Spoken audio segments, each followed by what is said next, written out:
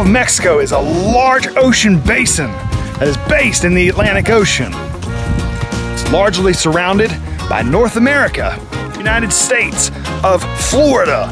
Then you have Alabama, Mississippi, Louisiana, Texas, and even into Mexico. They all touch the Gulf of Mexico. Big cities of Houston, Tampa, and the Keys, the Key West, they're all fixated, located throughout the Gulf of Mexico. The Gulf of Mexico is about 810 nautical miles wide.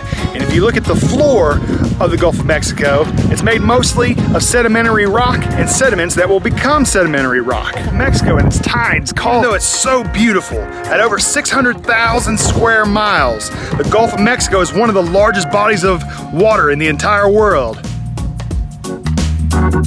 6 feet deep is about 14,000 feet deep. This is the deepest spot of the entire Gulf of Mexico. All the oil wells that are in the Gulf of Mexico. In 2010, there was an ecological catastrophe where an oil spill wreaked havoc on the ecological diversity of the Gulf of Mexico. It was a disaster.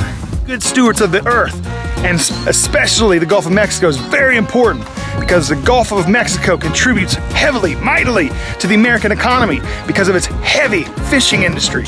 And oil imports from the Gulf of Mexico contribute mightily to our economy as well.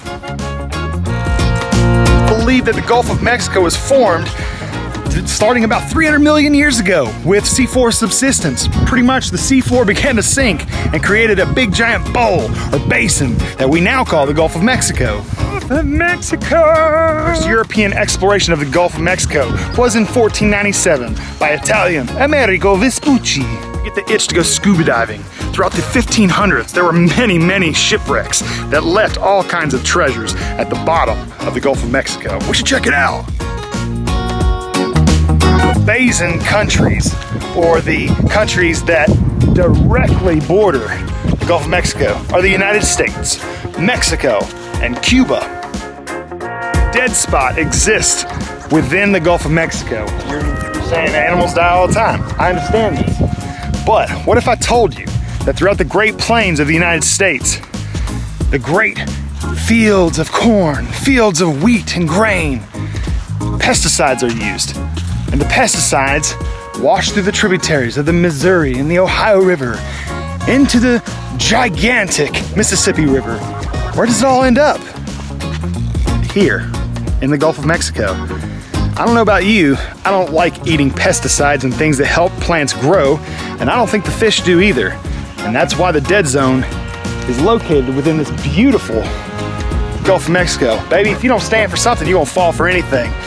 Ecological disaster, but it's not too late. We could turn this dead zone into a thriving zone. We just have to look at how we farm.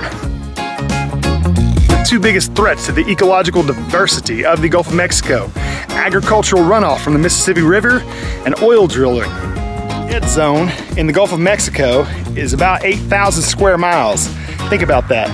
That's thriving fish that could be on our dinner plates or could be Finding Nemo, but instead they live in a dead zone. On the beaches of the Gulf of Mexico, you can see all kinds of shells. The shells are broken down into smaller bits of sediment and form the sedimentary rock that forms the sea floor of the Gulf of Mexico.